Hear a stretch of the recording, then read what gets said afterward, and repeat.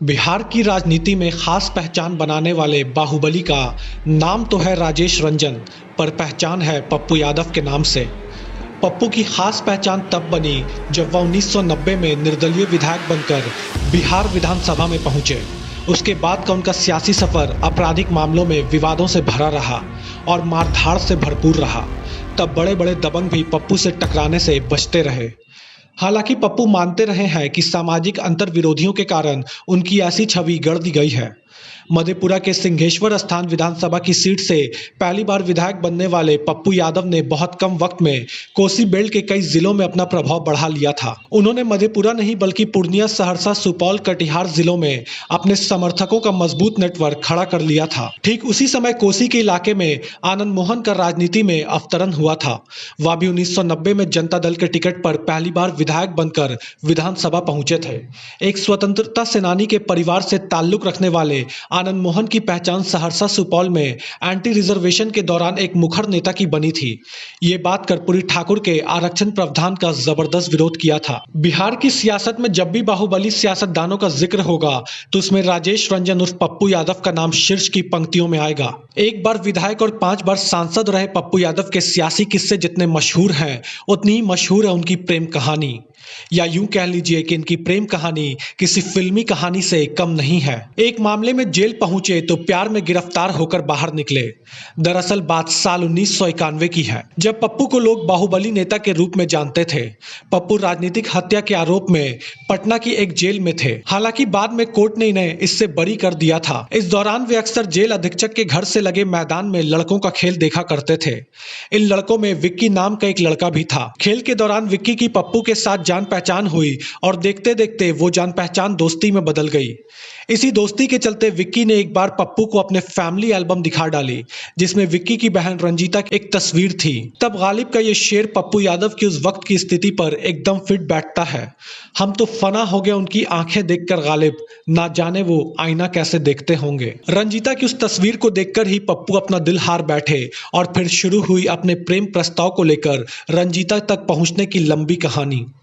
रंजीता उस समय टेनिस खेला करती थी। जेल से छूटने के बाद पप्पू अक्सर रंजीता की एक झलक पाने के लिए उनके पीछे जाया करते थे। पीछा करने का यह सिलसिला लगभग 3 सालों तक चला। पप्पू अक्सर कामकाज छोड़कर रंजीता की एक झलक पाने के लिए पीछे निकल पड़ते थे। किसी को भी वोट मिले, किसी का भी प्रचार हो, बस तू मेरा है, इस दिल में तेरी ही सरकार हो। कुछ ऐसा ही हाल उस समय बाहुबली पप्पू यादव का था। पप्पू लगातार रंजीता का पीछा करते रहे। 3 साल बाद रंजीता को जब इस बात का आभास हुआ तो उन्हें पप्पू का अपने पीछा आना रास नहीं आया। उन्होंने पप्पू यादव को कई बार ऐसा करने के लिए मना किया। पप्पू नहीं माने तो कड़े शब्दों में रंजीता ने इसका विरोध भी किया। एक बार तो रंजीता ने यह तक कह दिया कि वे सिख हैं और पप्पू हिंदू, उनके परिवार ऐसा होने नहीं देंगे। लेकिन पप्पू हार मानने वालों में से कहां थे, जिद पर डटे रहे। रंजीता के माता पिता ग्रंथी थे और इस विवाह के खिलाफ थे।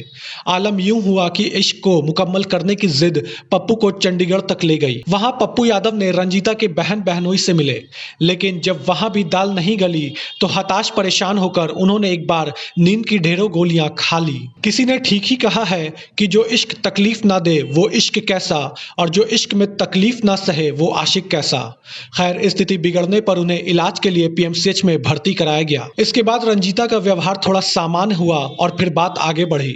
पप्पू लगातार रंजीता के माता पिता को मनाने का प्रयास करते रहे। इस बीच राजनीति में मुकाम बना चुके पप्पू को पता चला कि कांग्रेस नेता एसएस एलूवालिया की बात रंजीता का परिवार कभी नहीं टालेगा।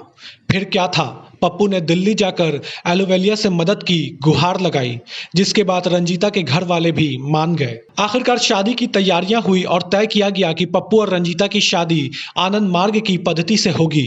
इस दौरान पूर्णिया की सड़कों को पूरी तरह सजा दिया गया। शहर के सारे होटल और गेस्ट हाउस बुक थे। आम और खास सबके लिए व्यवस्था की गई। पर क्या ये हैप्पी एंडिंग थी? जवाब था नहीं। सियाने लोग कह गए हैं, इश्क में पापड़ बेलने के साथ साथ कभी कभी गुंजिया और समोसे भी तलने पड़ते हैं। तो हुआ यूं कि रंजीता और उनके परिजनों को लेकर आ रहा चार्टर्ड विमान रास्ता भटक गया। दुल्हन के शादी में नहीं पहुंचने का कारण हंगामा मच गया, लेकिन जब बाद में पता चला कि विमान का पायलट रास्ता भटक गया है, तब जाकर पप्पू ने चैन की सांस ली। फिर और देरी ना करते हुए दोनों की शादी बड़ी धूमधाम से की गई। इस शादी में चौधरी देवीलाल, लालू प्रसाद, डीपी यादव और राज बब्बर भी शामिल हुए। आज भी उन दिनों की बातें याद करके पप्पू यादव का चेहरा खिल उठता है। प्रेमिका से पत्नी बनी और अब राजनीति में उनकी सहचर रंजीता रंजन के लिए पप्पू के पास सिर्फ सराहना के शब्द हैं।